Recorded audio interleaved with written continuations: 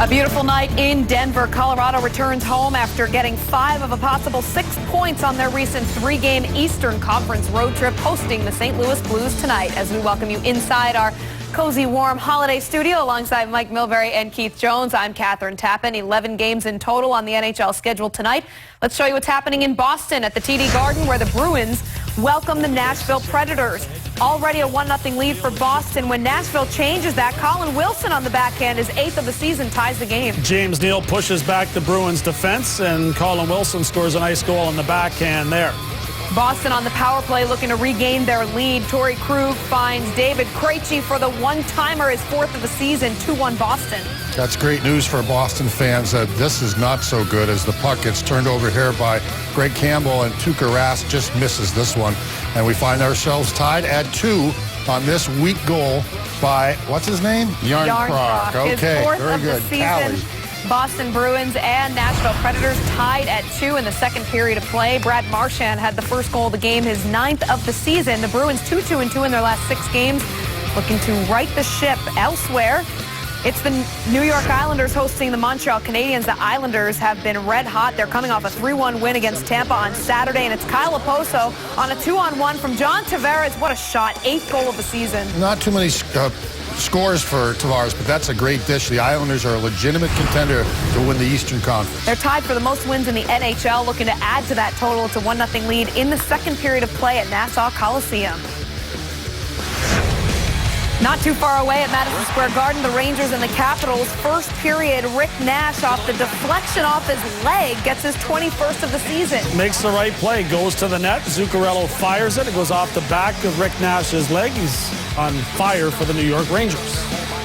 Matt Hunwick then looks to add to the lead, and he hits it off the post. That's good news for the Washington Capitals, but not good news was when Martin St. Louis puts it in for his 11th of the season. Braden Holtby happy with that one, but in the second period, it's St. Louis who's been a very good fit for the New York Rangers. Mike, his 11th goal of the year gives the Rangers a 2-0 lead. On the power play, good puck movement, good quick release, and the Rangers find themselves in a familiar position with a 2-0 lead.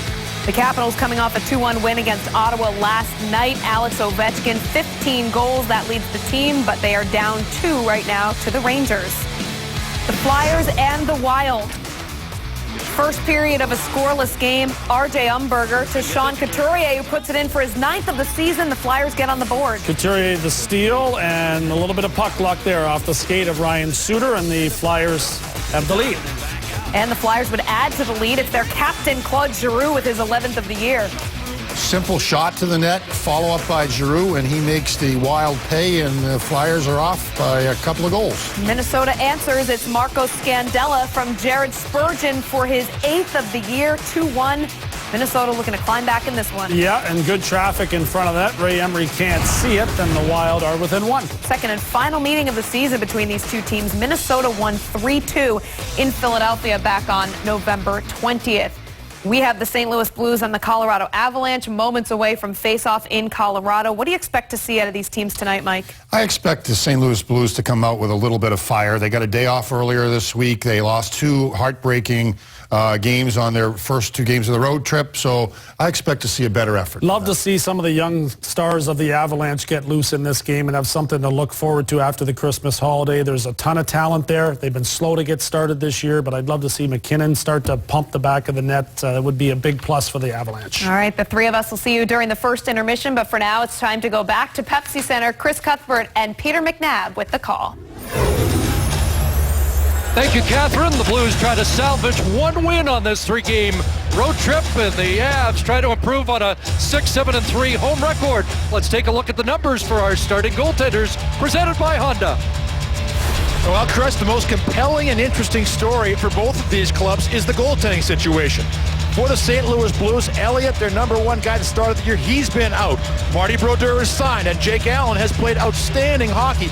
Look at the record, 11-3-2 for the St. Louis Blues. Outstanding numbers for the rookie. And for the Avalanche on the other side, Calvin Pickard has played so well, but Semyon Varlamov back after missing 6 games. He's the #1. He's in goal tonight, and the Avalanche got to keep your fingers crossed a little bit that he can stay healthy. Avs got some traction on the road. Let's see what they can do at home against a St. Louis team that's hungry to atone for a couple of lead squandered in California. David Backes, TJ Oshie, the overtime hero in the last meeting between these two teams, and Alex Steen start for the Blues up against John Mitchell. Alex Tanguay and Jerome Iginla, and now underway. Zach Redmond is on the defense for Colorado, along with Brad Stewart, honored before the game for his 1,000th game in the National Hockey League. A distinguished career for Brad Stewart, who's finally healthy after missing 16 with a hamstring problem. Avalanche try to go to work in the St. Louis zone. Steen there defensively, and the puck is almost handed away here. It's Iginla picking it up. He centers, and Mitchell unable to make contact with that centering pass. Avalanche trying to start quickly. Another giveaway, and the Blues finally work it outside the line. Not a typical St. Louis start. There's Brad Stewart back in his own zone, the 100th blue liner in the history of the NHL to play in 1,000 games.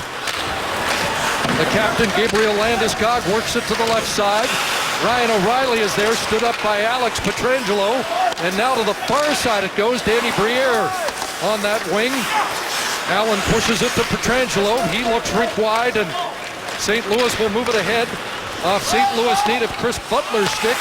There's Nate Ginnon back in the zone. He turns it over. And there is Jaskin with the puck in behind the Avalanche net. Comes back to the point. Pietrangelo just lofts it in off the end boards. And it's moved ahead to Briere at center.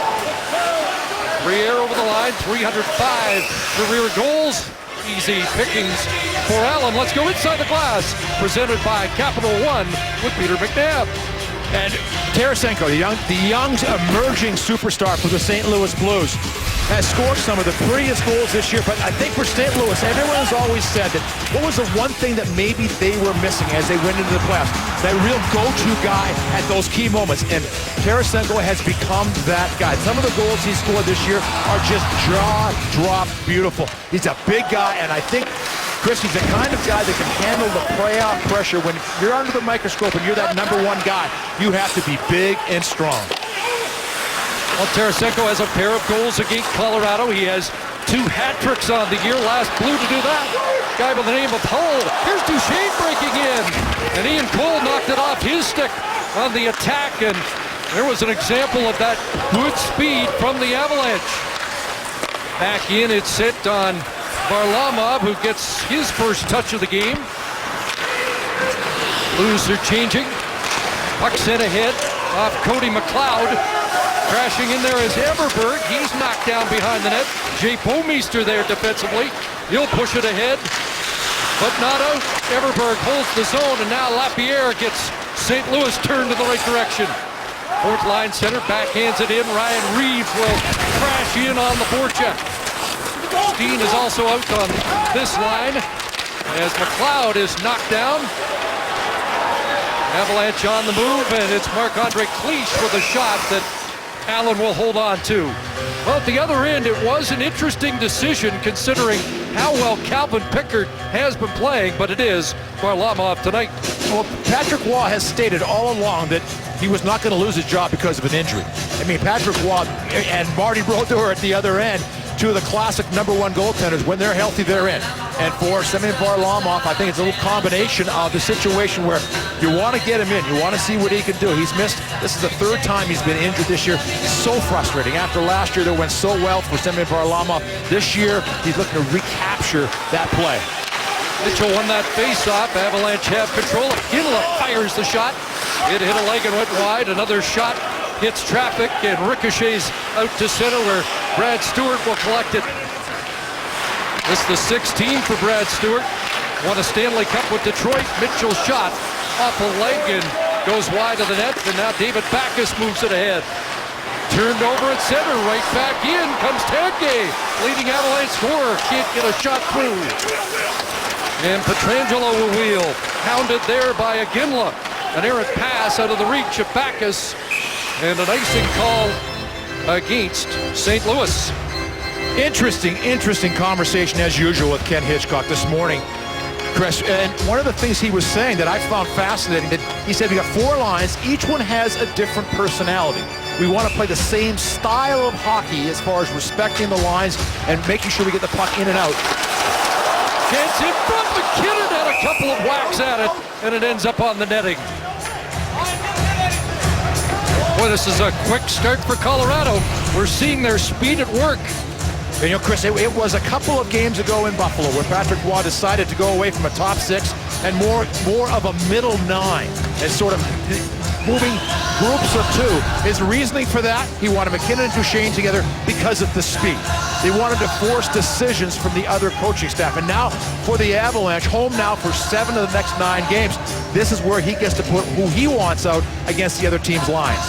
Doesn't like the official's decision to bring the face-off outside the line. You saw that chance for McKinnon, who hasn't scored in his last 15, and you sense that frustration talking to him this morning. But with all that in mind, he actually has 1 more point than at this time last year. He really took off in the second half of the season.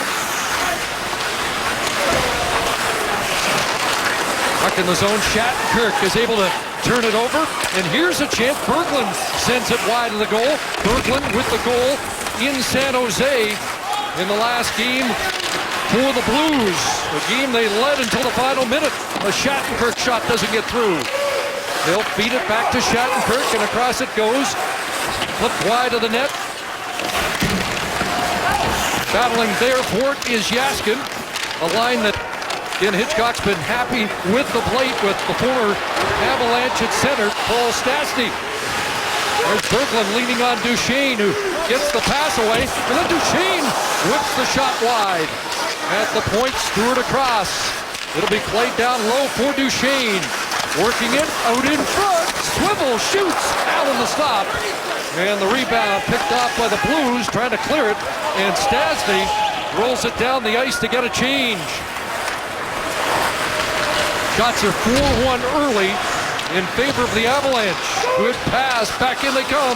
Landeskog bursting in and rolled it just wide. What a chance that was for Gabriel Landeskog. Landeskog looks for it. Ryan O'Reilly's out in front. Jackson leans on his man. Works over Landeskog. Comes loose for Briere. Tries to center it. There's Redmond off the point, sends it back toward the net. Briere picks it up, and the Blues really on their heels. Not what we would have anticipated early in this game. Tarasenko gets it out, but there's Ryan O'Reilly to fire it back in. Line mates changing behind him as O'Reilly goes to work on the forecheck. Colorado's playing well. It's with speed, and they're a great team on the rush. They get the puck into the zone. They get some confusion going down low, and that's where they create scoring chances. St. Louis, on the other hand, they like to dump it in and really crash down low and grind out their goals. Here are some of the grinders. They've got Ott Lapierre sending it out in front. It'll come back to the point. There's Pietrangelo feeding it to Ott, who scored his first St. Louis goal in San Jose. Marc-Andre Cliche knocked down as Lapierre does some work along the boards. McLeod can't get it out, but now it'll be carried out by the good skating defenseman Tyson Barrie, who flips it in and gets a change. Blues moving ahead. Pietrangelo has a 7-game point streak. Into the middle it goes, but that is stopped, and back comes Barrie. Tyson Barrie over the line, and we've got the first penalty coming up. Fast start for Colorado.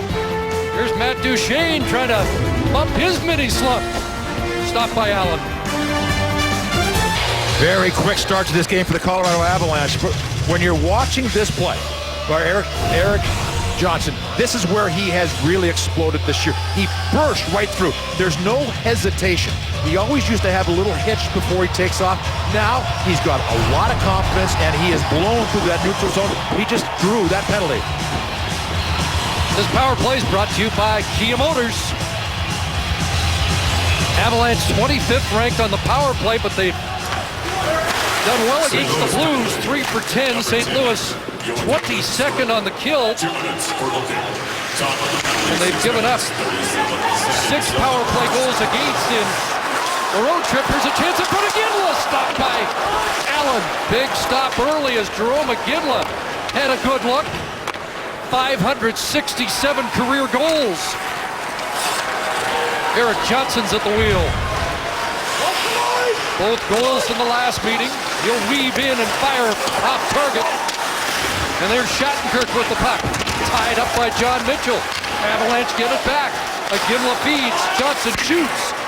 And he was looking for a redirect. Shattenkirk with a high stick. Play continues. Another penalty coming up with Allen. What a stop that was. It's going to be a 5-on-3 as Shattenkirk took a wild whack at it and caught Jarome Iginla. And Dave Jackson over to check out to see if Iginla's been cut.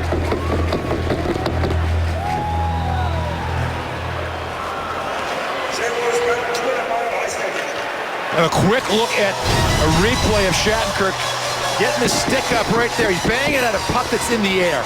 And Iginla takes one right there. And there's that right at the end of that quick passing play for the Colorado Avalanche. But a big moment in this game, Chris. Oh, they've got a minute to work with here. As it's Redmond moving to the middle, sending it down low. Duchene across off Allen. And coming up with it, it's Pietrangelo to split the defense and send it down the ice. So 45 seconds of a two-man advantage. Looking for the icebreaker here in Denver. It'll come to McKinnon. He'll defer at the top and now get it back. Redmond waiting. McKinnon takes a look. Here's Redmond. No shot yet. Barry a shot. And Allen well positioned. Came across and didn't give Tyson Barrie anything to shoot at. But for Jake Allen, he is one of those prototypical big goaltenders. He covers a lot of area. Watched him real closely this morning. He covers a lot of ground quickly. Very quick to get up. And when he goes down, and just, I think must be interesting to see how his interaction has been with Martin Brodeur as far as teaching him maybe some little things. Landeskog won the draw. Johnson looks for a shooting lane. It gets caught in Barry's skates. And Pietrangelo has another clear. And so down to 15 seconds of 5-on-3. Lindstrom getting set to return. Last call for a two-man advantage goal. Johnson in deep. Back up top. Briere is there. Briere fakes. Holds. Here comes Lindstrom back into the fray. Ryan O'Reilly centers. It doesn't reach Briere. And a chance again for the Blues to get it out. Held in by Erik Johnson. Johnson across, and Briere couldn't handle the hot pass. Ryan O'Reilly's got it. Back to Johnson. Quick shot doesn't get through. Good penalty killing here by St. Louis. Landeskog. Briere shot.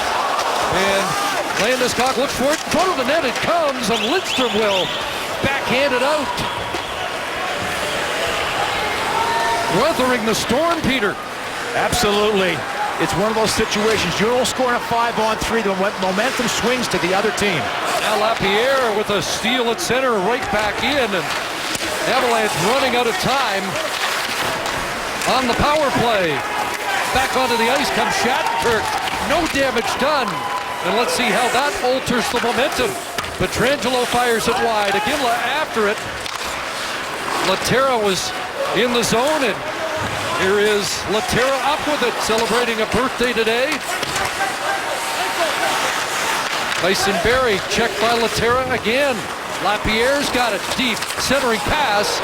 That's picked off and back the other way. Alex Tanguay to the right side. Iginla trying to weave away from traffic. Turned around, and here come the Blues. Dumped in by Berglund. Patrick Berglund, and now Tarasenko rink wide. Ian Cole upended as he swung it in behind the net. Now to the line, and it does come out. Talbot moves it. Duchene with speed. His shot, and Allen's got that, and he is able to smother the rebound past the midway mark. First period, and the Avs come up empty on the 5-on-3. Shots 11-2 Avalanche, but still no score. Peter McNabb is with Ken Hitchcock. Ken, how big was that 5-on-3 kill for your hockey club? Oh, it's huge. They got a lot of energy in the building. They got a lot of energy in their team, and it gave us a chance to get back in the game 5-on-5. We got to build from here. Ken, thanks so much. Well, with Shattenkirk in the box in the 5-on-3, 5 shots for the Avalanche on the power play. This the 7th face-off in the blue zone. There has yet to be a face-off in the Avalanche zone, but yet to see a goal. And we're going to get a penalty in the first power play of the game, upcoming for the Blues, who did not get one against the Sharks. So the Avalanche don't take advantage of their power play. Let's see what St. Louis does with theirs as Briere heads to the box. And this is the NHL's #1 power play. They move the puck well.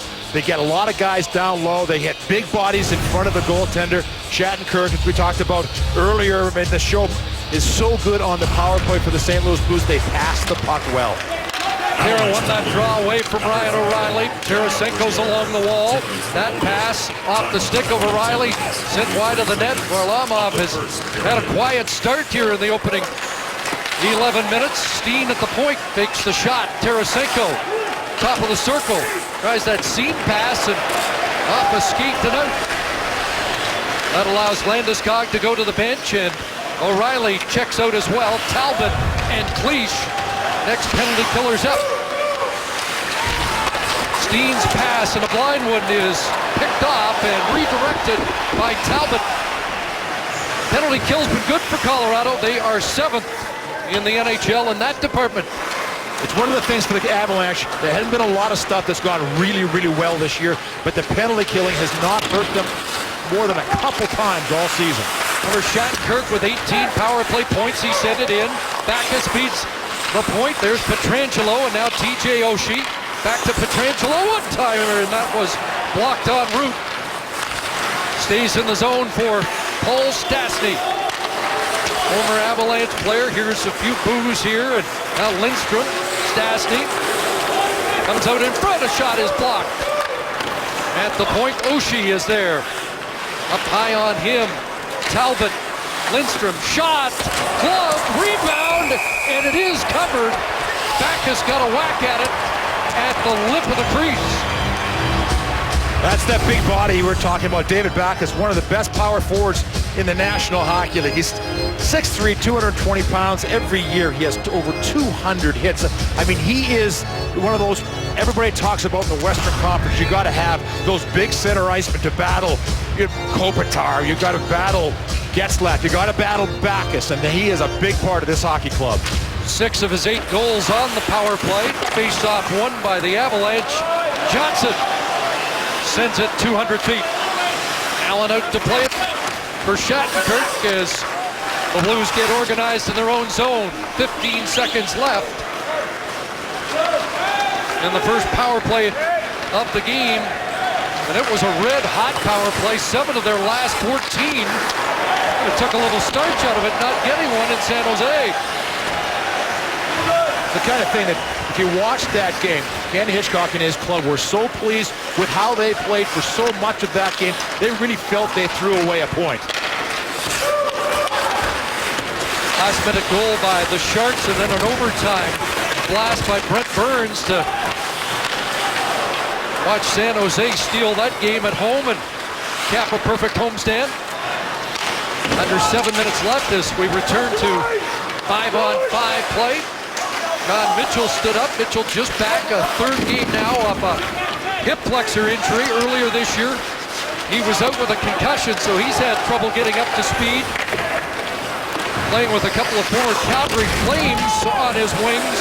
Alex Tanguay, who leads the team in scoring, and Jarome Iginla. And we talked about the fact they were put together. First game in Buffalo, the line had 8 points, and you can see the obvious chemistry between Iginla and Tanguay. They play so well, so effectively in Calgary. I think you're going to see the Avalanche stay with that for a while. Looked like they loaded up the top 6 before, and now he has spread it out and made it a little tougher to defend the Avalanche over 3 lines. Yeah, they really looking for the other coach to have to make some decisions and looking for situations that favor his hockey club. Pass out of the reach of Ott, and the Avalanche reclaim it. Tyson Barrie, Nate Gennon regroup in their own zone. Here's Barrie ahead. That gets past McLeod down the ice, and that is going to be an icing call against Colorado. The Premier League is on NBCSN Friday morning, 7 Eastern, as NBCSN's holiday coverage kicks off with 30 matches in 7 days. It all begins Friday morning, 7 Eastern, as Chelsea hosts West Ham on NBCSN.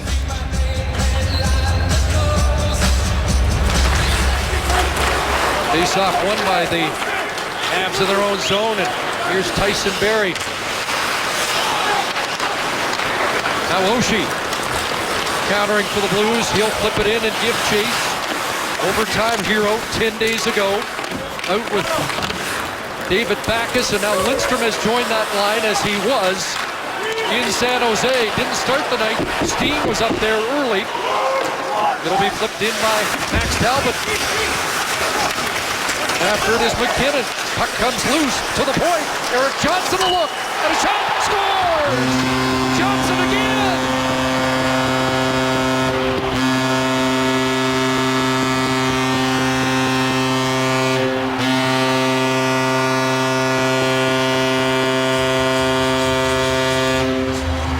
Well, there's when you're hot for a forward, 5 goals in 5 games is great. When you're hot for a defenseman, 5 goals in 5 games, you're just red hot. I mean, Erik Johnson, look at that. There are 4 players for the St. Louis Blues in that shooting lane, and somehow it finds its way through. Absolutely perfect shot for Erik Johnson. So he has now scored the last 3 goals against these St. Louis Blues. The good, Chris, the Avalanche are on him in a hurry tonight, on him in a hurry down low. So 5 in 5, and he has 5 goals in 12 games against his old team.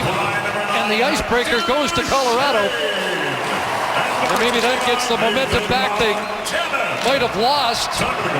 Not scoring in the 5-on-3. Landeskog across, and a pass for Briere doesn't reach the target. And the Blues come back with Steen looking rink wide. There's Barrett Jackman, and his shot bouncing wide of the net. Steen after it, trying to tie up the veteran defenseman Jan Hejda, side of the net for Ryan O'Reilly. An outlet there, and they can't get it out. Been kept in by Shattenkirk. What's he doing up there? Good work by Kevin Shattenkirk. Trying to respond for the Blues after Johnson scores for the Avalanche. Landeskog loses his footing. Stastny plays it to the point. Shattenkirk shot goes wide. Bad angle. Varlamov just got across and hugs the point. So Erik Johnson the goal. Duchesne and Gennon the assist. 15:02. Colorado with the lead.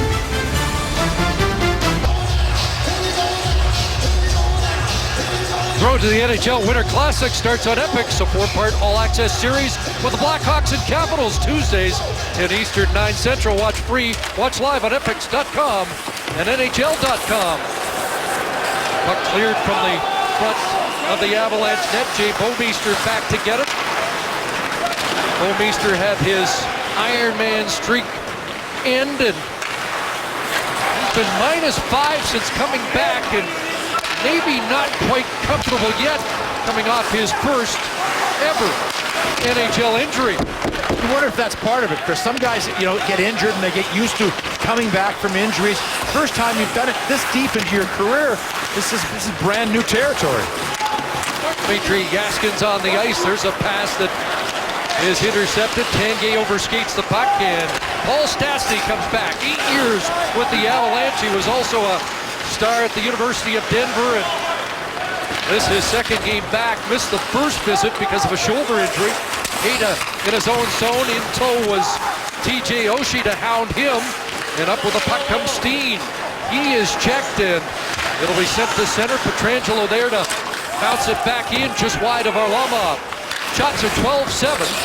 Avalanche with the advantage as we tick down to 2.5 minutes to go in this first period, and we've got a slashing call coming up Let's go back to that goal and have another look at what Nathan MacKinnon can do with his speed. He is just dramatically quick with that puck. He is so fast, and you see him, people have to follow, and then he gets down, and again, that quickness down low. He's much stronger this year, Chris, than he was last year. Worked very hard in the offseason to just get a little bit stronger in his core area, and really feel like it hasn't been the kind of start he wanted to this season, but it's getting there, as you can see with that speed. Oshie, a slashing penalty, third power play of this opening period for Colorado. And Erik Johnson will be a focal point. Came into the game on a 20-goal pace and has upped that with a goal in the opening period. Duchesne surveys, Johnson returns it. There's a seam pass that just failed to click. Puck moved down low, now MacKinnon to that side. And he and Talbot get their signals crossed. Talbot trying to knock it back to MacKinnon. And now to the point, where's Brad Stewart? Gets some power play time because of his shot. Here's a shot, and that's whistled wide by MacKinnon. Stewart sends it deep. Doesn't reach Duchesne. MacKinnon from the wall. Talbot's in front. It's back to MacKinnon. Takes a look. Duchesne can't handle it. And off the end boards, it'll be played by Allen. Well, Saturday it's Washington and Pittsburgh. Coverage begins with NHL Lives. Also Saturday, San Jose at LA, and then New Year's Day, it's the 2015 Bridgestone NHL Winter Classic, Chicago and Washington.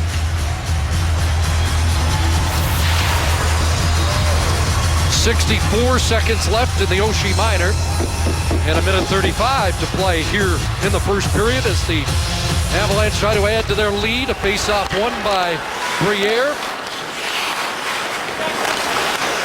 Landeskog and O'Reilly out there now. Briere in front of the net. Placing Barry along the line, swings it back, down low, centering pass, a beauty, what a goal! Zach Redmond!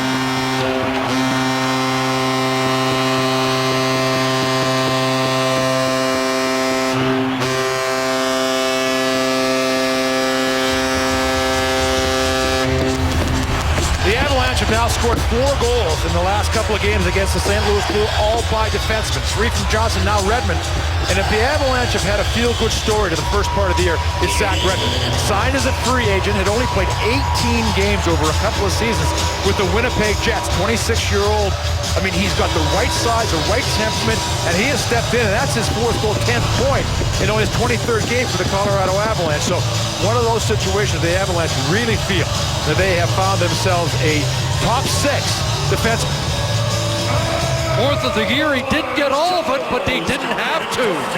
Tic-tac goal. And it is a power play marker for Colorado to up the lead 2-0. That's now the 7th power play goal allowed by the Blues in the last 5 games. Into the final minute and an offside call at the line. And for the Colorado Avalanche, they're coming off a game where they went 9 rounds deep in a game against Detroit. And inside of those 9 rounds, they got the first couple of goals. It looked like they were going to win. And then everything shut down. And finally, Jerome McGinley scored. The Avalanche were playing back-to-back games. They were exhausted. They were tired. But they found a way to win. And you look at it, you go, okay, is that going to be that 9-round shootout, that little thing that galvanized the club? Because it was the veteran McGinley and the rookie Picker that were the 2 key players in that shootout. Patrick Roy said this morning he doesn't like to talk about last year, trying to put that amazing 52-win season behind them. But, Peter, this first period's looked like last year. Which looked like they wanted to look. This has been a fast period for the Avalanche. They've been on the St. Louis Blues defense. St. Louis Blues defense could be as good a 6 as there is in the National Hockey League. The Avalanche have worked them pretty well in this first period. The Blues coach is going to be busy in this first intermission. Again, Hitchcock wasn't happy with the way it finished in San Jose, and he doesn't like the way it started tonight. No, in San Jose, you could just feel the frustration. He even used the word during his, we were mad at that because they felt that they had the game. And for the St. Louis Blues, it is going to be a grind in this Central Division. Every point is so valuable. You're trying to get home ice advantage for 1, maybe 2 rounds. And see, because the playoffs are now for the St. Louis Blues. This is a club geared to win right now. Asking Chip to chase, goes in there after it as the clock drains. In this opening period, puck up onto the netting, and they will whistle play down with less than a second to play here in the opening period. Well, for San Jose, for St. Louis, they spent a couple of days in San Jose, just in the area. They did not come to Colorado after the trip. They sort of relaxed there. Is this a penalty, Peter? Well, they're going to look and see if the puck went directly over. Conference between all 4 officials.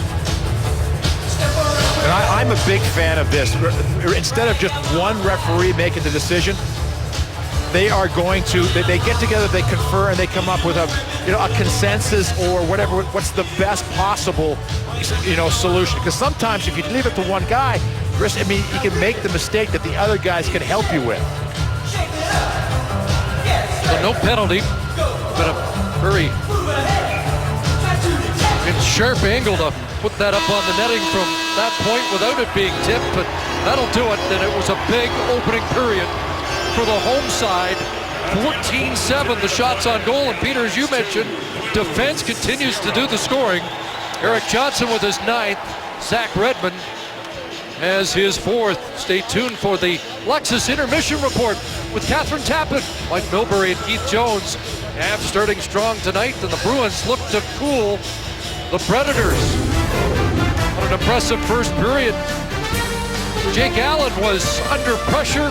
Seeing eye shot from Erik Johnson, and then one from Redmond. 2-0 after 1 here in Denver.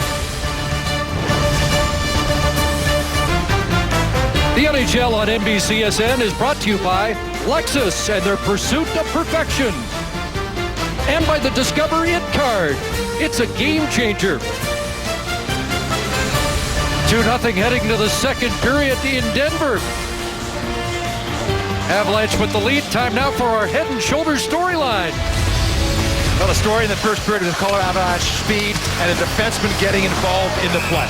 They did a terrific job all period long of jumping the play. Johnson scored his 3rd goal in the last couple of games against the St. Louis Blues. But after not scoring on a 5-on-3 early, the Avalanche responded with Redmond's 4th of the season power play goal. They come into this second period up 2-0. See how the Blues respond. Ken Hitchcock has reunited Jake Bouwmeester and Alex Pietrangelo to start this second period. One of the Avalanche goal scorers, Erik Johnson, hounded in his own zone, helped out there by John Mitchell. Plays a little pass to himself off the boards, but then gets stopped by Bouwmeester. Backus sends away Steen. Back up on the big line with TJ Oshie. Alex Steen in deep. Backus looks for it.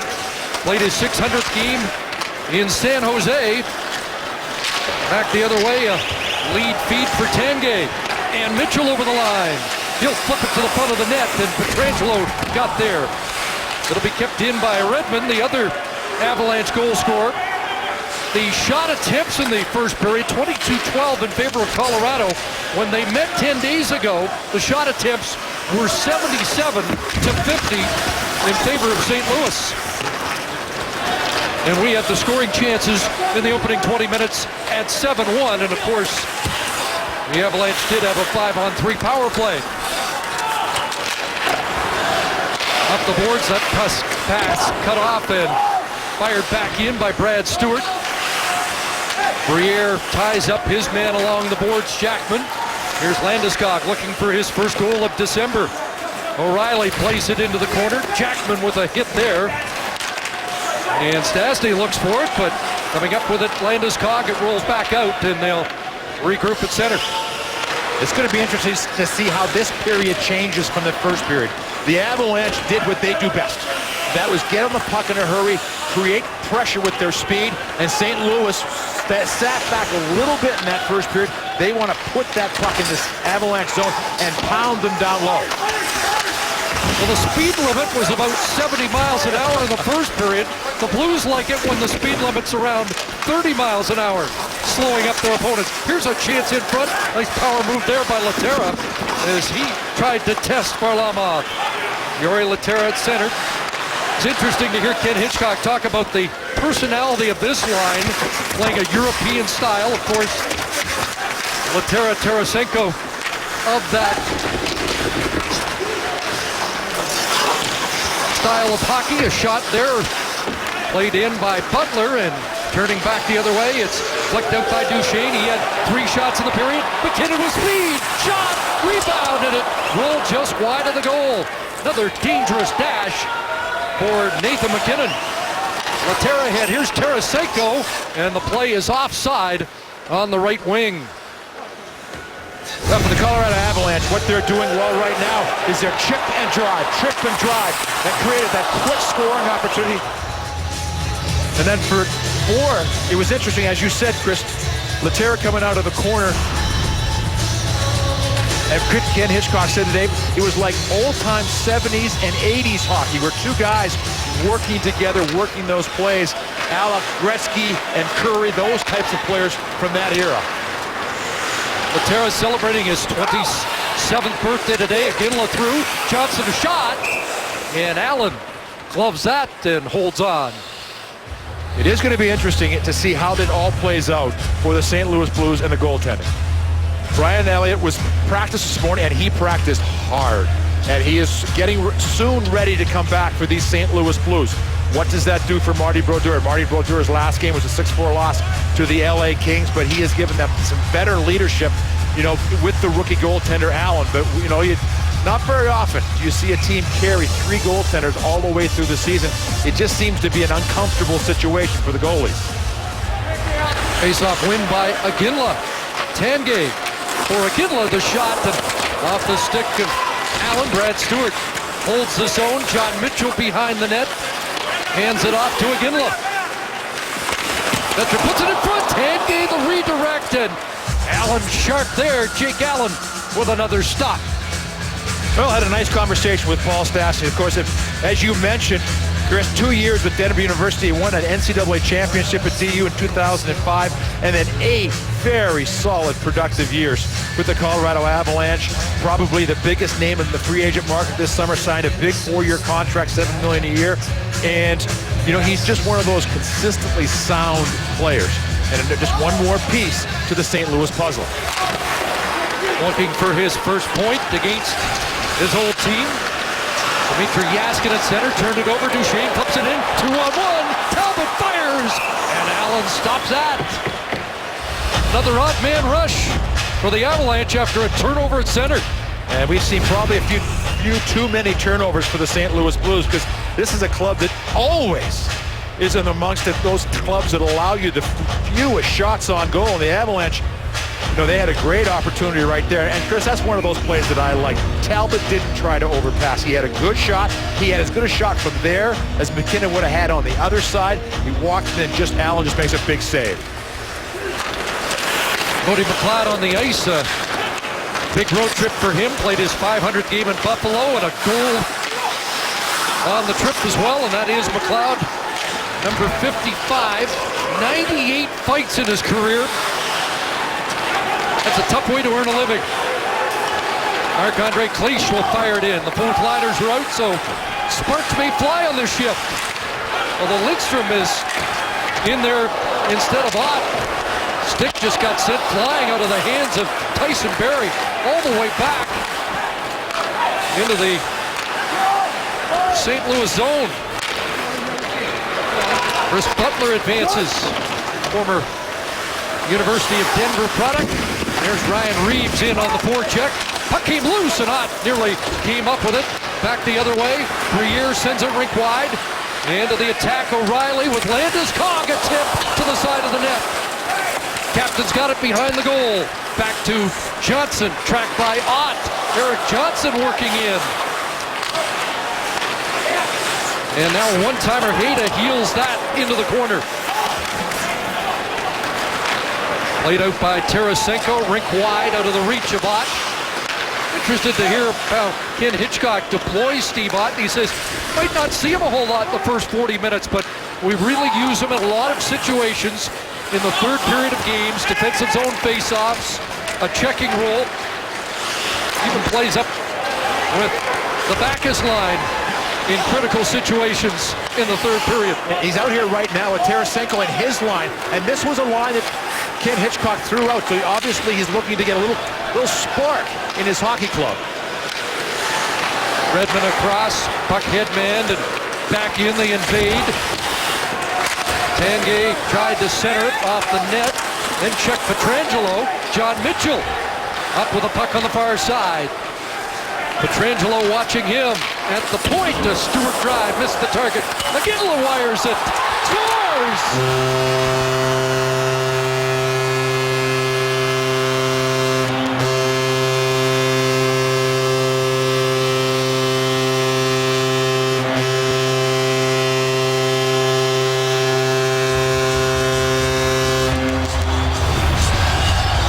They're coming.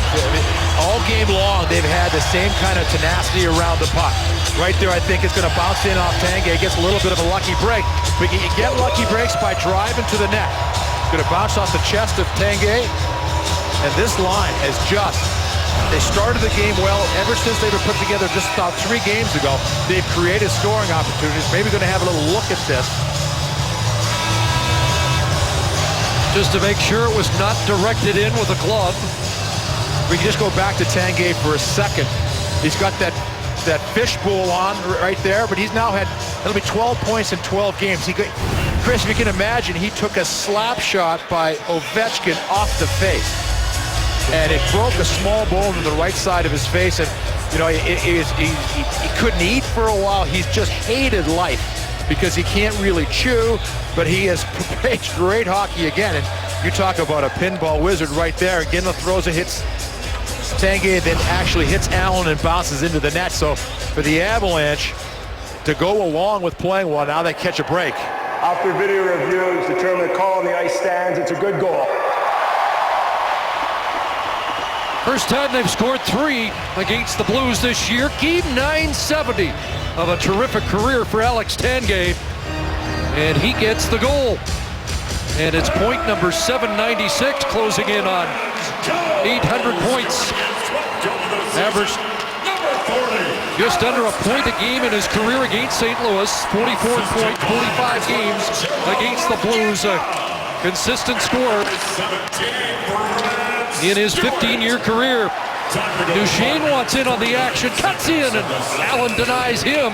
Duchesne with 3 shots in the first period, and a chance there, and a little frustration boils over. David Backus trying to stir things up for the Blues.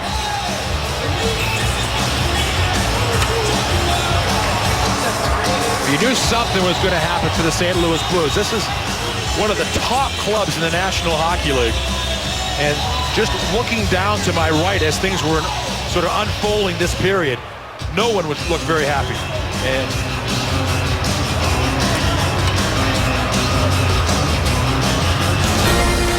but Tanguay gets credit for the goal from McGinley and Stewart, and there's Jackman and Backus working over Duchesne as it heats up. After a Duchesne chance, a Backus penalty, and Colorado will go to the power play. And let's look at the penalty right there. You see Backus. You know, how many times you saying, Chris, a team gets down by a few goals, you're trying to do something. You're trying to get things started. You know, I think for Backus, he was hoping that obviously Duchesne would have gone off with them, but you've got to get a little some energy going for your hockey club. Plenty of energy the other way. Briere dumps it in, and back to the power play goes Colorado. Eric Johnson across, Brad Stewart. This defense now has 2 goals and 2 assists in the game, and a shot by Stewart, stopped by Jake Allen. You know, you wander around the league and you see players that you know are respected. I won't say his name, but one of the veteran St. Louis Blue players came over between the first and second intermission and just patted Stewart in the back, saying, "Congratulations on 1,000 games." If you play the game the right way, that's the kind of respect you get from players in the opposition, and that's one thing Stewart has done his whole career. Now, he's not an easy guy to play against. He's one of the hardest hitting guys in the league, but he plays it straight out. Played it tough, has some offensive skill, although hasn't been an offensive player in the last few years of this distinguished career. But nice moment before the game as he is honored with his family on the 1,000 games. There's Jarome Iginla with the silver stick that becomes a tradition for players that reach 1,000 games. That was his gang out there. They took the national anthem and they're there for the ceremony. It was really, really special. Good stuff. There's Johnson. O'Reilly over the line. Fires it around. Stewart was in deep. Briere backed him up, and now Landeskog plays it to the near side, and O'Reilly does a good job to reach and hold the zone. Briere behind the net. Checked by Jackman, but the Avalanche regain possession. It'll be Landeskog. Takes a return feed. Good puck movement again on the power play. Stewart. And O'Reilly. Shattenkirk broke that up, and Landeskog now will try the other side. Half minute to go in the power play. Stewart the shot, and it's off a leg wide of the net. The chance for Jackman, and he finds a crease to clear it down the ice. You know, there's an adage in the NHL around Christmas that you'd rather be on the road where you can focus better than the home team that has to get through all the Christmas duties around the house, but this has gone against the grain so far tonight. Yeah, the Avalanche have had good jumping to this point. St. Louis, which always plays so well in their own zone, it hasn't quite been that way so far in this hockey game. They do survive that Colorado power play. The shot's 24-8 in favor of the Avalanche, leading 3-0. Remember, here's a chance for Tyson Barrie, and Allen got a piece of that. The Blues saw a 3-0 lead disappear in Los Angeles. They'd like to reverse the tables here tonight. They've got a lot of work to do as we approach the midway mark of this second period. Stretch pass off Tanguay, deflects down into the zone. And a pass for Berglund doesn't work. This goes all the way back into Colorado ice. And Hayda's there. Here's a giveaway. And behind the net, it's Stastny. Here's Stastny looking to center it. Jaskin from the corner works his way neatly to the side of the net. Now Berglund takes a look. Ian Cole at the point. Former Notre Dame defenseman can't get the shot through. It's Jaskin behind the net again. Feeds the point. Butler back to Jaskin. Rolling puck. Berglund parks in front. See if Stastny can get the puck in front of the net. It'll come to Berglund. There's Berglund not in a shooting position. This is a more typical Blues grinding shift. Stastny with Berglund and Jaskin now in the midst of a change. Stopped by Varlamov, and now clear. And here's McKinnon nearly getting loose. McKinnon takes a look. He's got help with him, but the pass doesn't arrive at Stastny. Up for Cole to center, and St. Louis gets a change they need. And Chris, let's see if that's the kind of shift you can build on if you're St. Louis. There's a turnover caused by Backes. Shot! And Barrett Jackman's shot deflected in front, but stopped by Varlamov, and an icing call against Colorado. Again, it was one of those things where when you're talking with Ken Hitchcock, and he explains the game so well. In a situation that, each line has a different personality. Right here, you see that this is an Avalanche chance again by a defenseman. With the personality of all of these lines, he said, I just let them flow. I let them show the personality that they have. And, it's been fun to watch to see what the personalities are of each line. There's Laterra face-off, winning a shot right on from the point. And now it comes outside the line. Upended was Talbot. Fans react, the officials do not. Barrett Jackman rink wide. Steve Otts over there once again taking a turn with Laterra and Tarasenko. Maybe create a little room for those two to work their magic. Tarasenko relatively quiet so far, and that pass off Briere ricochets back into the St. Louis zone. Yeah, Ott is one of those guys coming off a 7-hit performance against San Jose, and that's a tough building to play in. I haven't heard him tonight. And Peter, I heard a lot of him off your mic last week when these two teams played. Well, Sunday night is football night. We'll be in Pittsburgh for America's Game of the Week as the Bengals take on the Steelers. Sunday night football. Bob Costas, Dan Patrick host Football Night in America. Coverage begins 7 Eastern, 4 Pacific on NBC, home of Super Bowl 49. Face-off won by the Avalanche. Iginla trying to center it. That pass denied. It gets past Tarasenko. And it will slide the length of the ice. Another icing call. And another face-off back in the St. Louis zone. Look around the National Hockey League. Are we starting to see a little changing of the guard as far as those guys that are top the league? Stamkos, you know, is going to be there. Nash is having a terrific year. A little bit of a rebound from the playoffs last year for Rick Nash. Kessel is good, but the top two guys are just young guys. Tyler Seguin in Dallas, has he been good all season long? And Tarasenko, I mean, he has been almost unstoppable at times this year for St. Louis. Next goal for him will be number 50 in his career. There's a shot right on. He might get 50 this year. And Varlamov tested on back-to-back shots. And there'll be an airing of the grievances in front of the Colorado net. Nothing further. Alex Tanguay, the goal scorer in the second to make it 3-0 Avalanche. Near perfect night so far for the home side. Peter McNabbs with Patrick Waugh. Patrick, thoughts on this game to this point for your team? No, we're very pleased with our game so far. I mean, we play with a lot of confidence right now. We're moving the puck well. Defensively, we're doing a really good job protecting Varley. I mean, it's a great team effort so far. Thanks so much, Patrick. Backus with Oshie out to try and cut into this 3-goal lead. Steen along with them.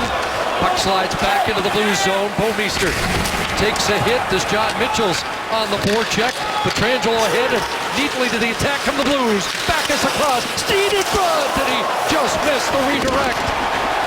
What a nifty passing play that was. And Steen just missed. Barry back. John Mitchell trying to sift it through. Off a leg to the corner. Best rush chance produced by the Blues in this game. And now Jaskin back out.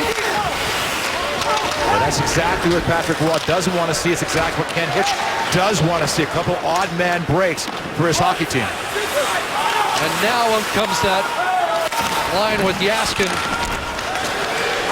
Stastny and Berglund that had a good grind chip their last time out.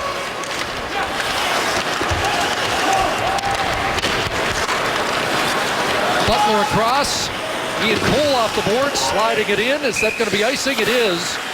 Down to 7:13 to go. Let's take a look at that last chance for the Blues. On the rush, the St. Louis Blues. Nice passing, good movement, good driving to the net. All the way back again. There's that passing ability, the defensive core for the St. Louis Blues. You run down their 6 defensemen and their skill set, and there's so many of them. Passing is a big part of it. David Backus right there. Just couldn't put that one home. Duchesne wins the faceoff. McKinnon trying to swing away from Cole. Gives it away, and Berglund starts back.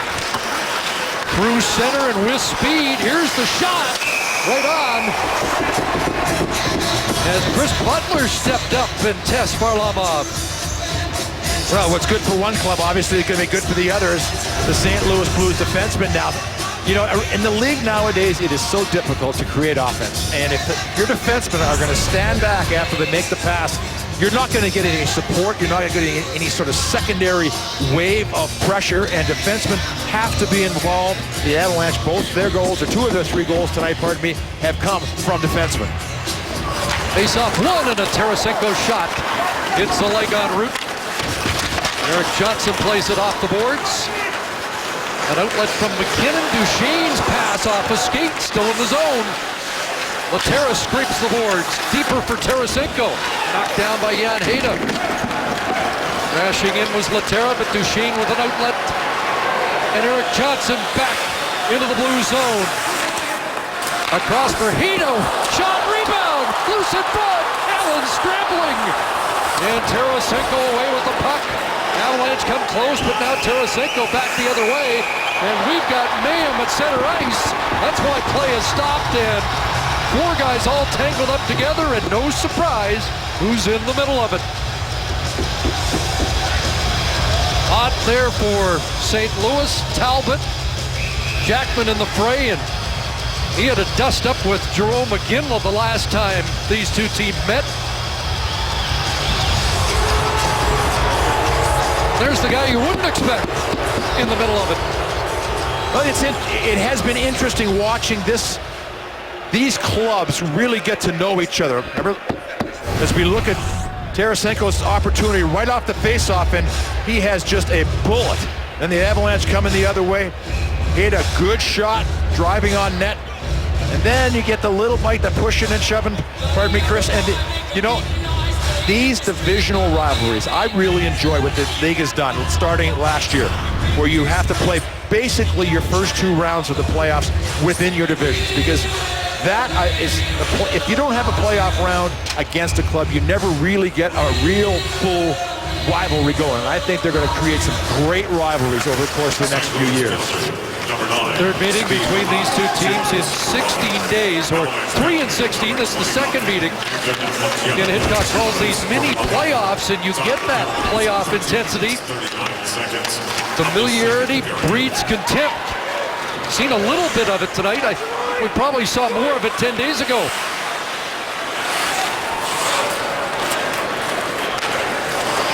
Four skaters aside. McGinley being tracked by an old teammate, Bo Meester.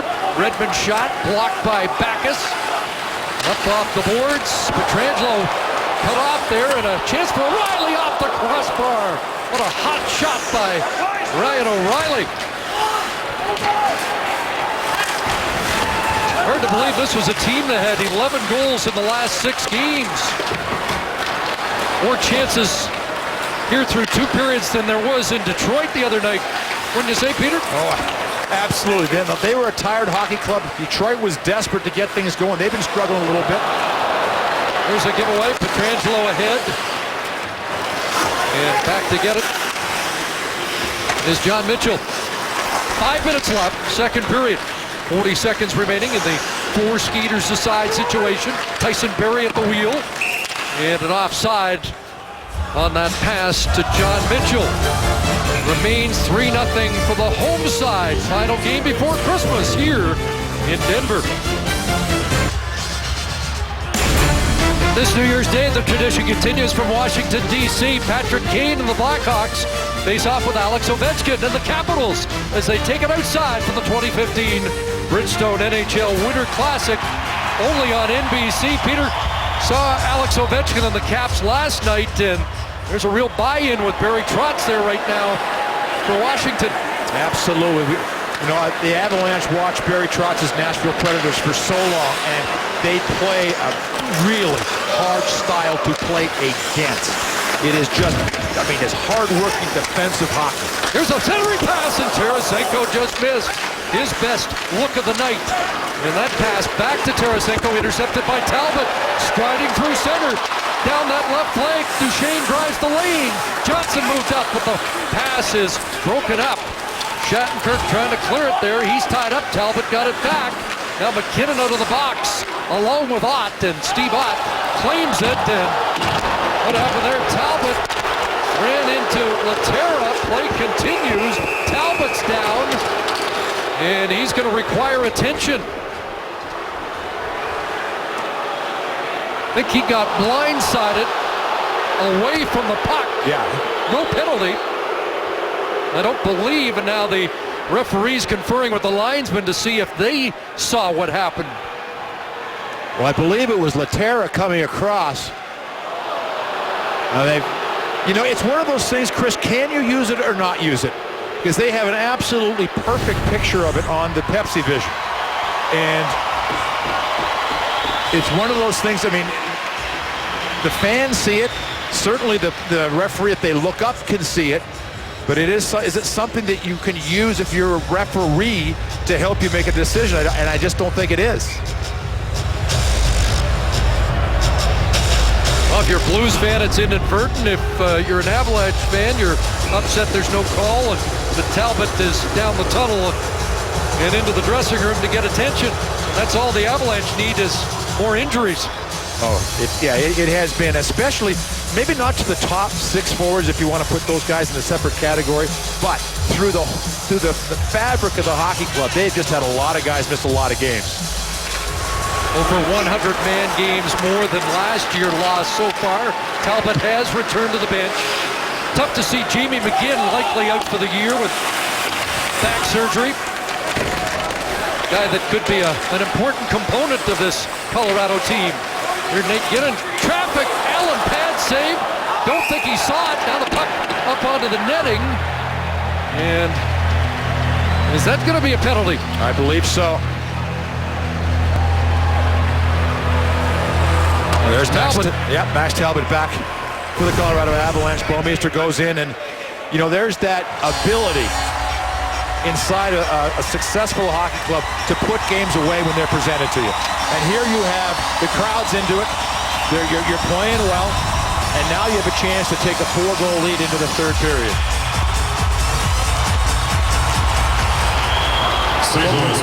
Face-off won by the Blues. One power play goal tonight for the Avalanche. And Ryan O'Reilly gets them pointed in the right direction. Landeskog catching up. Daniel Briere is up there as well. Johnson and Stewart the point men to start. Veteran Briere to another theft.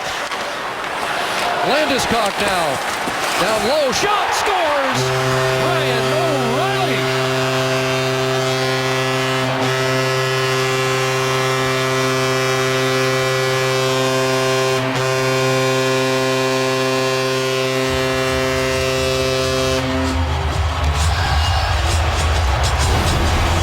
When you're watching this, watch Allen, 34, the goaltender. Does he bite on pass? He just pulled himself away a little bit from the corner of the post, thinking the Avalanche have thrown it to Redmond. They threw it across. They've been doing a good job of finding that open guy on the far side. And he just wasn't closed against the post. O'Reilly reads it and gives the Avalanche that 4-goal lead. 6th of the year, 2nd on the power play for O'Reilly. And the Avalanche have struck twice in 5 opportunities. Boy, it looked like when they didn't score 5-on-3 early, it was going to be a bad missed opportunity for Colorado tonight, but undeterred, they have scored a pair with the man advantage and have expanded the lead to 4. And now 8 power play goals against in the last 5 against the St. Louis Blues. And we're seeing for the St. Louis Blues and some mixing and matching at the lines again here by Ken Hitchcock, looking for that spark. Lead pass, John Mitchell's room. Back it goes, scores! Vintage Jarome Iginla.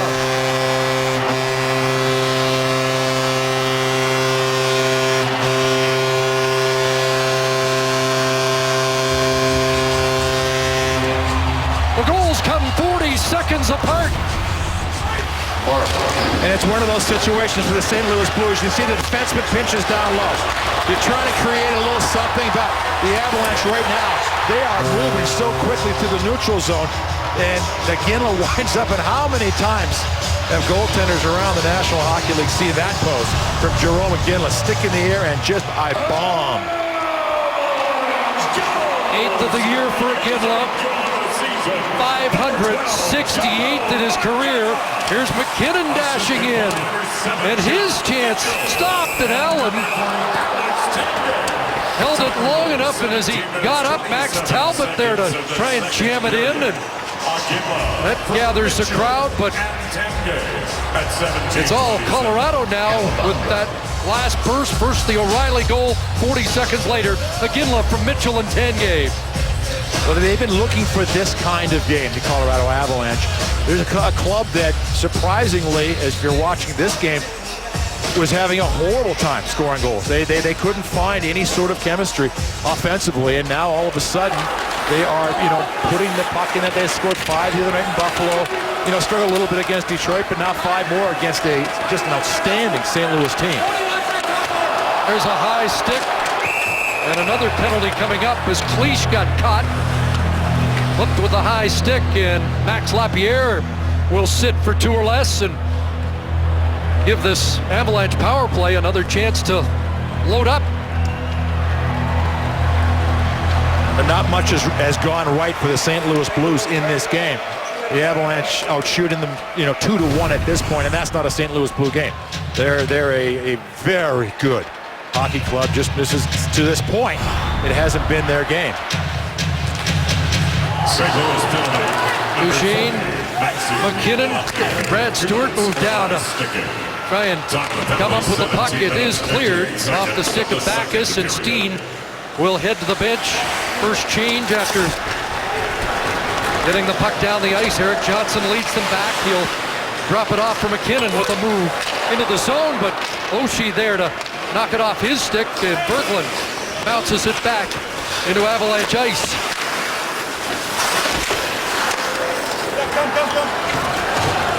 You're right, this is a flashback to last year and how dynamic the Avalanche can be, but not a team you would expect it to come against. McKinnon sends it in. Duchesne looks for the retrieval up against Shattenkirk, and now McKinnon trying to ward off the check. Talbot tied up, McKinnon after it. Barrett Jackman around the boards, and Erik Johnson trying to seal the wall into the final minute, and the Blues are able to get it down the ice. Penalty will end just before the end of the second period. Tyson Barrie over the line, hooks that pass back to Mitchell. Mitchell adding to the depth of the Avalanche attack, and that shot whistled high. Kept in by Mitchell with the move in the slot, and the shot right on. Rebound cleared. 20 seconds left in the Lapierre penalty. 30-14. Shots on goal as the second period comes to a close, and Tyson Barrie with that extra move puts the play offside. I think the Avalanche are going to get a penalty here for interference, but with 10 seconds to go here in this second period for the Avalanche, we talked a lot about Pickard, the young goaltender, has played so well. Certainly for Semyon Varlamov, he has played well tonight, not really tested too often, but for the Avalanche, as you look at the penalty that Tanguay takes right there, Chris, this is 4 consecutive games now that they have gone into the third period having not allowed a goal. The first 3 coming on the road to some pretty good hockey clubs. Pittsburgh, Buffalo, Detroit, and now the St. Louis Blues. So defensively, they're starting to find their game too. So Tanguay in the box. 4 skaters aside. Blues will have a power play to start the third period. 2 minutes for interference. As the second comes to an end, 3 in a row, Tanguay and O'Reilly, and then Iginla. Not a typical Ken Hitchcock performance. Stay tuned for the Discover Card Intermission Report with Catherine Tappan, Mike Milbury, and Keith Jones. Blues hurt by turnovers tonight, and the Flyers team the Wild. An offensive explosion by Erik Johnson and the Avalanche. One off Tanguay, and the temper started to boil over. There's a beauty by O'Reilly and Iginla. 5-0 after 2 in Denver. The NHL on NBCSN is brought to you by Geico. 15 minutes could save you 15% or more on car insurance. And by Frost Brewed Coors Light, the game's most refreshing beer. We head to the third period at the Pepsi Center in Denver. Home team with the lead, and a future Hall of Famer called upon in relief here. We wondered, Peter, usually in a situation like this, you'd go to the backup, but you wonder about going to a 42-year-old future Hall of Famer to mop up, but Marty Brodeur is in goal for St. Louis to start the third. Well, another thing, you don't want to leave Allen in there tonight when things just aren't going well. I mean, this is certainly the right thing to do, to get Brodeur in there and to get Allen out. And Jake Allen by no means the worst St. Louis Blue tonight. Absolutely not. You just have to look at the last couple of shots for the Avalanche. They were on speed, the power play goal, great stuff. Here's Lindstrom in the power play with Tanguy in the box. It's batted to the corner. Berglund gets on it. Lindstrom on this power play had played under 4 minutes in the first 2 periods. Pietrangelo back in his own zone. A 7-game point streak on the line here in the 3rd period, although I'm sure that's not most pressing concern for him. In behind the net, Heda a chance to clear, and it's off the glass and out. One thing we haven't talked about yet, Chris, is the idea that, how is this 3rd period going to play out? Certainly, but both of these clubs have one game on the 27th. St. Louis, Dallas, Colorado Avalanche, Chicago, and then they're right back at it, at each other on the 29th in St. Louis. Part of that mini playoff we were talking about. So there might be some messages here in the 3rd. You have to wonder, because these are 2 clubs that really last year didn't like each other. It hasn't shown itself so much this season, but boy, last year there were some really mean hockey games. Just 10 seconds remaining in the Tanguay penalty, and here's a loose puck picked off by McGinley. His shot is blocked, but the Tanguay penalty has expired. He returns to the ice, and really no threat here to start the 3rd period of the power play. Now Oshie shovels in front. Near chance there. Back the other way. Tanguay finds it. Gets it ahead. McGinley over the line. And he'll shovel it behind the net on the backhand. Pietrangelo, Bouwmeester, Oshie to the attack. Along with Stastny. His shot off the glove of Varlamov.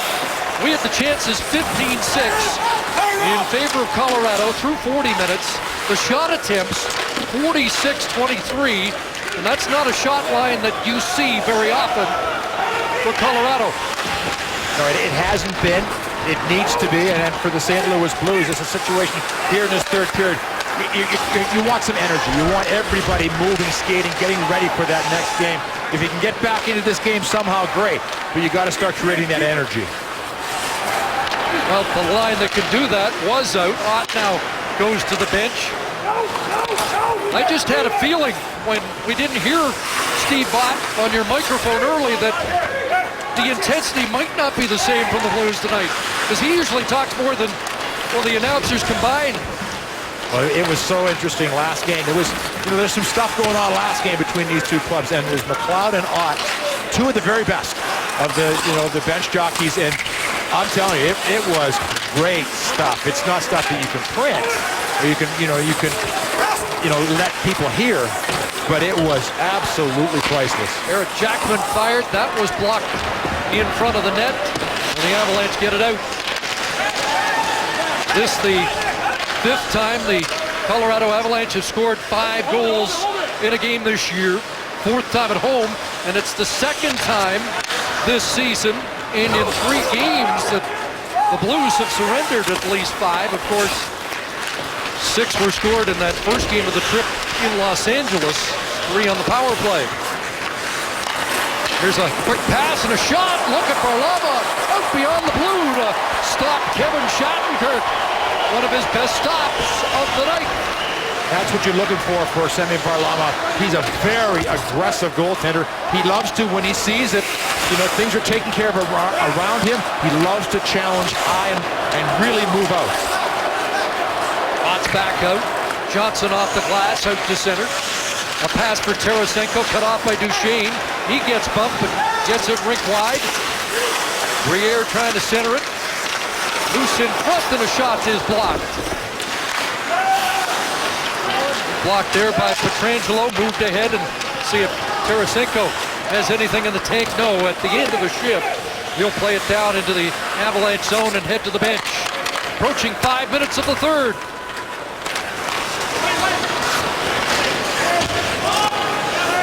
Alex Pietrangelo, Patrick Berglund tied up by Landeskog. O'Reilly there, Heda on the scene. Trying to hold it in for Colorado. There's Briere in deep. Back up top, Heda shot right on, but Brodeur saw that and makes an easy stop. 690 career wins 124 shutouts, and a ticket to the Hall of Fame once he decides to retire. And kind of interesting to have him in action in this building with that other guy on the bench of the other team, namely Patrick Roy. For goodness sake, there are some great storylines between the two of them. Let's go inside the glass with Peter McNabb. Well, the Avalanche, you know, a little bit of a surprise maybe is Semyon Varlamov in nets tonight for the Colorado Avalanche, but it's more the idea that for Patrick Roy, he was going to get him back in. When he's healthy, he is the number one. There, he does not want the situation at all to be considered like a controversy. Semyon Varlamov, when healthy, will be number one.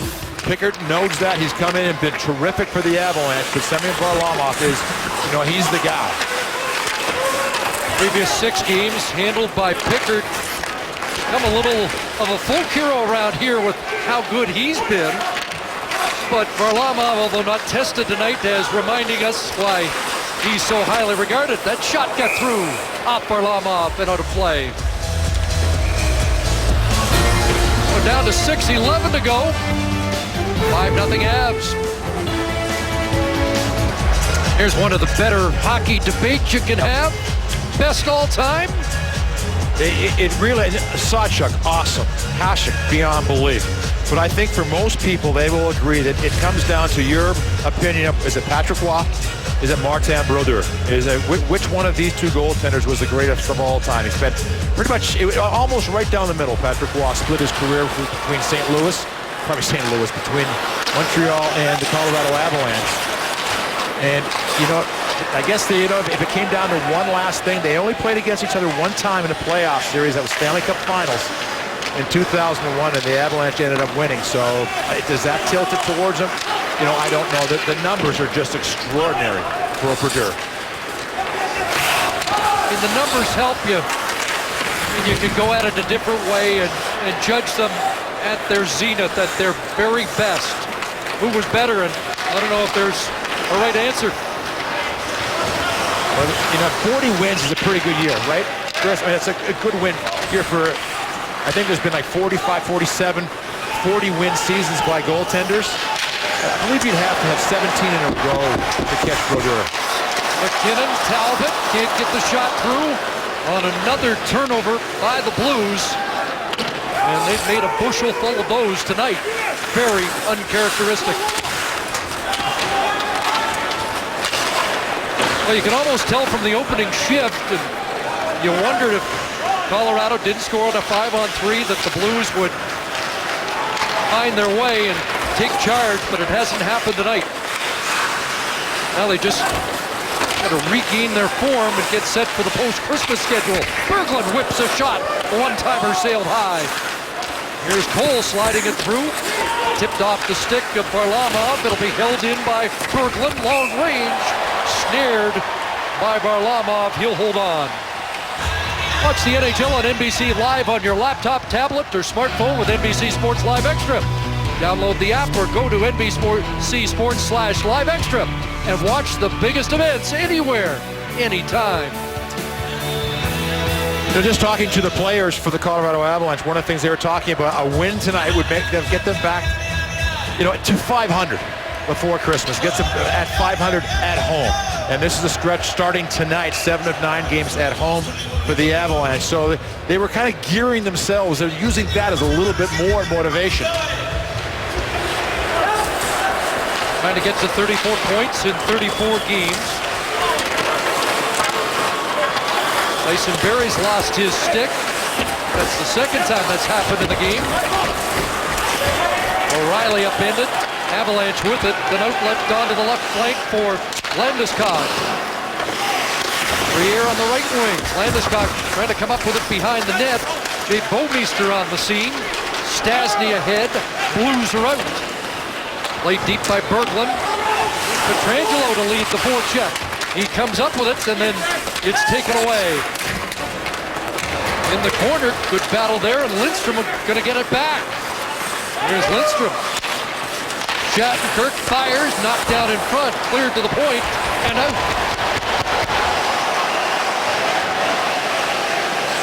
Not a lot of evidence tonight, but Kevin Shattenkirk has had a splendid season so far. Ryan Reeves to the attack, and that one up onto the netting and out of play. I mean, for the Avalanche, again, last year, one of the things that worked so well was the defenseman scoring. And the defensemen have been in on the first 4 goals the Avalanche scored. And, you know, again, Patrick Roy, as you mentioned, Chris, he doesn't want to keep using that as something too much of a barometer for this season. But it was a factor for them last year in their, and the success they had.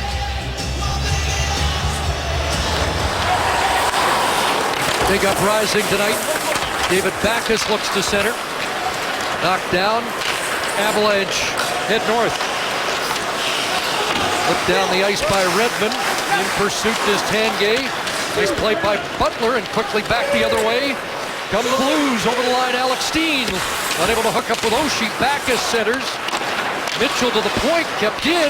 Here's the shot. Rebound, and Backes unable to convert as he was knocked down. Another shot. Butler's drive is deflected wide and chipped away by Mitchell. Onto it was Iginla. And Shattenkirk arrives. Iginla unable to hold it in. Be interesting to watch Jarome Iginla, who is known as a streak scorer. Vintage Iginla in the second period. And will he be able to follow up? Oh, Brodeur almost got it knocked in off the stick of McLeod. Yikes. Close call. Varlamov out to play it with Ryan Reeves busting down the ice. Tyson Barrie's got some room. Off the glass. Out, and McLeod can't catch up to that. Ian Cole with a backhand pass. Reeves sends it back in. Past the midway mark of the third. Laterra steal out in front, and McLeod gets back in a hurry to clear. A couple of adventures for the goaltenders in this last sequence. And make no mistake about one of the greatest of all time as far as goaltenders handling the puck, Martin Brodeur. Here's a break. Coming in is Jaskin. Centers. Oh, stop. Did Varlamov get a piece of that and hit the post? Stayed out. Now in front of the net again. And played to the corner, Nate Gedden. That's as close as the Blues have come tonight.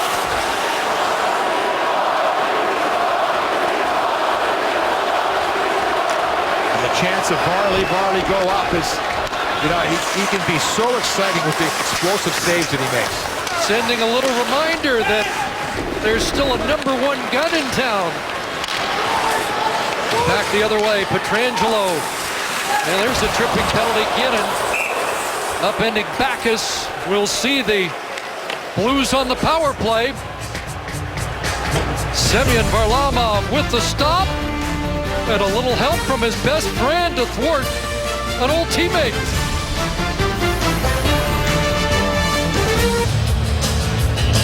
Gedheda gets the gate.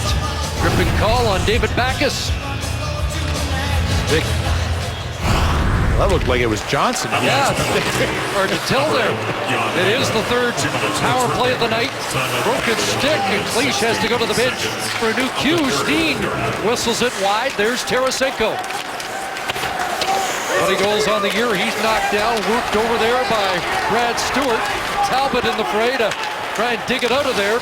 Avalanche win a battle and get it to center. First 30 seconds done. Blues came into the game 10 of the 22 on the power play. Tarasenko, and Varlamov stops that and gets a quick whistle. Take a look at that save just before the break with a help from the post by Varlamov. But watch the blade of his stick. Varley's stick just tips it. And not the paddle, it was the tip of his stick that just tipped it off. Not sure I've ever seen that. No, I was just going to say, that was a very, just an unlucky break for Stastny, who I'm sure would have loved to get one. That sums up the Blues' night. Yes. Bouwmeester walks the line. Now Pietrangelo. He'll defer, taking over Oshie. In low, they feed it back up to Pietrangelo. Shot doesn't get through. Berglund comes up with it. And Oshie. Slap pass, ricochet to the inboards. He'll get it again. Tried to get it to Pietrangelo, but blocked up there with McLeod. Pietrangelo, Bouwmeester, O'Reilly tracking him. Here's Berglund. Pietrangelo to the middle. Berglund one-timer, looking for a rebound, but Varlamov holds on. And 36 seconds remaining in the Haida Minor. And from the Dick's Sporting Goods RoboCam, we have a look at some of the action, the penalty killing for the Avalanche. If they've done something well this year, it's the cohesive nature of all four players killing the penalties. Your goaltending has got to be good if you're going to be a good, penalty killing unit. But the Avalanche's forwards, defensemen have really worked well this year to put them in the top 10 as far as penalty killers. Guy who broke Patrick Waugh's win record last year, looking for only his 5th victory of this season. Here's Tarasenko, and a deflection in front off the stick of Laterra. To the line, held in by Steen. Tarasenko, a rocket, stopped by Varlamov. Plenty shot on goal for the Blues. Steen tried to hold it in. Everberg clears the zone. And a quick lead up to Tarasenko. It beat Brad Stewart. Done a nice job here tonight after being honored for game 1000. Tanguay, paid out of the box. A little break and a shot that Brodeur handles and smothers out beyond the blue paint. Well, starting last year, the Colorado Avalanche moved into the same division with Chicago, St. Louis. Winnipeg came over from the East last year to join the Central Division. Many people consider this to be the deepest, best division in all of hockey. You've got the Blackhawks, the resurgent Nashville Predators. Pekka Rinne is back, and that's the reason why they're so good. But just talking with Ken Hitchcock and Patrick Waugh, every game tonight is just not the way the Central Division is normally played. I mean, every game is just right down to that last play. I think the first two games between these two clubs, Chris, were much more typical of this division. 3-2 wins for the St. Louis Blues. One a shootout, one in overtime. Blues were 7-3 within the division coming in. Colorado 2-5-3 before tonight's game. Good hit at center by Haida, stepping up on Reeves. 6:06 left in the third. Stastny, who was thwarted on a chance earlier, is out there, and here's a shot. And Ian Cole is stopped, and Varlamov has saved his best for this third period. Still 5-0 for the home side in Denver. 2 in the first, 3 in the second. Colorado continues to lead 5-0. As the standings stood tonight, St. Louis Blues are 10-8-2 against clubs that are in the playoffs coming into tonight. Where they've really been effective is against those non-playoff clubs, the teams that you should beat. You got their kind of talent. 11-1-1. Their one loss was to the Boston Bruins, who after tonight may have actually got back into the playoffs. But that's well coached. That's getting yourself prepared for these kind of games. A rare off night. And a strong performance by the other team as they gather a little momentum. McKinnon an outlet. Here's Talbot flicking it over onto the open wing where Duchesne caught up to it and then gloved down by Brodeur. There's a little of that stick magic as he quickly headmans the puck on an outlet to Pietrangelo. Shots in the third period, 9-5 in favor of St. Louis. Steen along the boards, trying to sift it through. Got it again, puts it in front, and Backus on the backhand. Can't get a shot on goal. Steen centers. Oshie knocked off stride as he tried to let a backhand go, but Duchesne in good defensive posture. An icing call against the Avalanche. Chris, I'd like to be able to say that I remember every moment of it, but I was actually working in New Jersey when Marty Brodeur played his first game. I had seen him in training camp. I had, everyone had been talking about him. He was a first-round pick. Remember that great class of 1990 with Yager was Owen Nolan, but he was a 20th pick that year by the New Jersey Devils. And that the New Jersey Devils really felt that they had something special. Daniel Briere with a shot. There's Marty Brodeur with a stop. You know, Peter, it was interesting talking to a young goaltender this morning, Calvin Pickard, 22 years of age, and I asked him, who's your guy? And although he also mentioned Curtis Joseph, he said Marty and Patrick on a first-name basis, and he gets to play for one and watch the other here tonight. And how is the age thing work between those two guys? Martin Brodeur won his very first game 20 days before Pickett was born. Oh. Gonna have to tell Marty that one.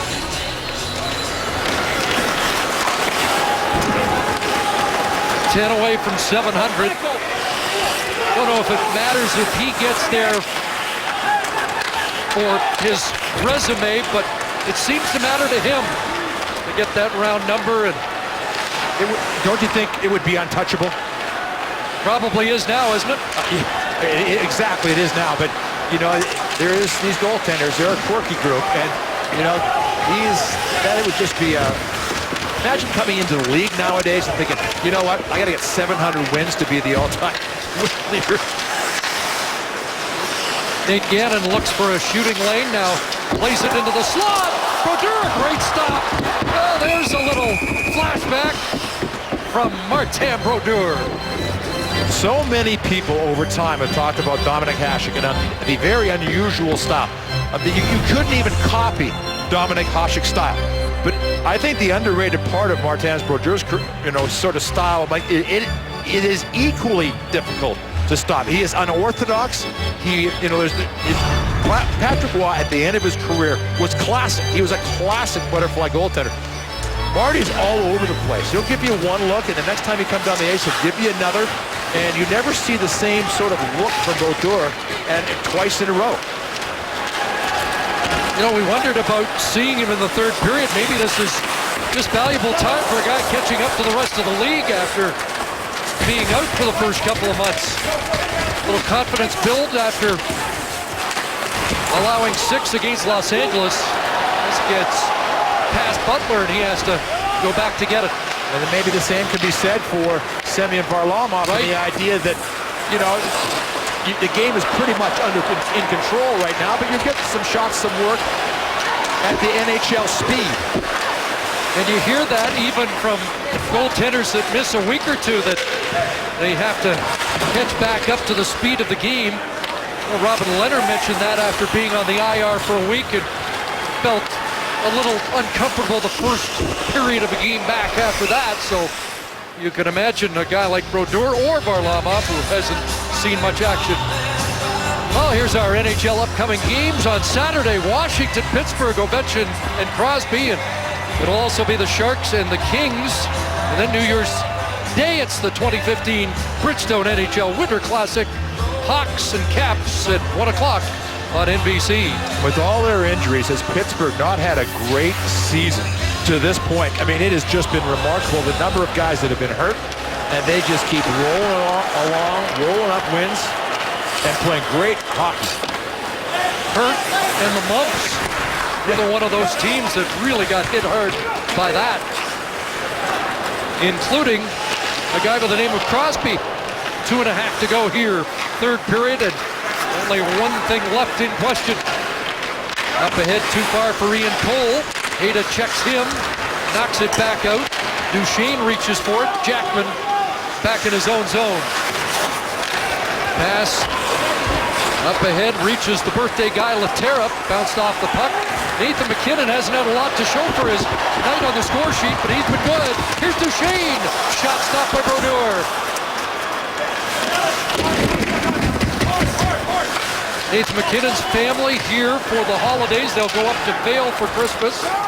Mom, dad, sister, and their 1-year-old Labrador Retriever Duke on hand for Christmas with the 19-year-old Nathan MacKinnon. Duke. Great. Thought he was going to score a goal for Duke tonight. Here's Pietrangelo, 3-on-2 rush. Max Lapierre hangs onto it, fires Varlamov. Rebound high into the air. Left down by Cleach. It'll get cleared and Everberg after it. Bouwmeester Burmeister cut him off at the pass.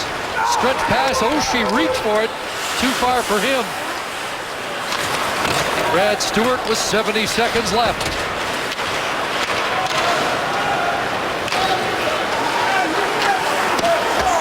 Avalanche going to extend this point streak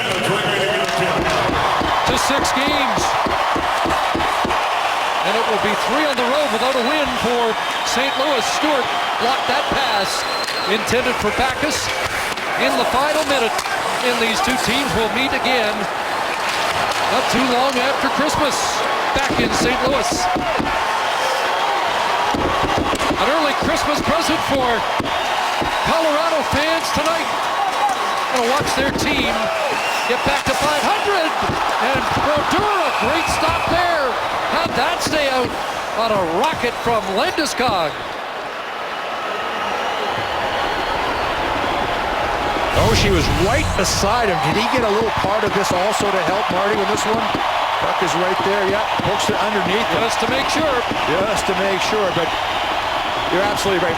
I think for the Avalanche, when this game is over and they're talking about this particular contest, the way they started and the way they played the entire game, this third period, they have not cheated. No one's gone for the big extra skate. They have really, this is their best collective effort of the season. And the fans here at the Pepsi Center are confirming that with the standing ovation here in the final minute. And the Varley chants are up. A lot of these fans were wondering, hey, what about our guy Calvin Pickard? How can you take him out the way he's been playing? But the number 1 guy was number 1 tonight. I was going to say, all you got to do is be perfect.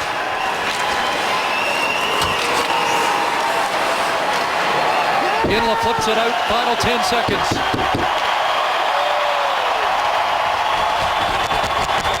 Second shutout of the year, 15th of his career, the 3rd ever against the St. Louis Blues in the books for Semyon Varlamov. Maybe the most complete performance of the season for the Avalanche, who upped their record to 13-13-8. 10th loss of the season for the St. Louis Blues. Final score, 5-0 Colorado. Let's check in with Capron Tappan for NHL Overtime.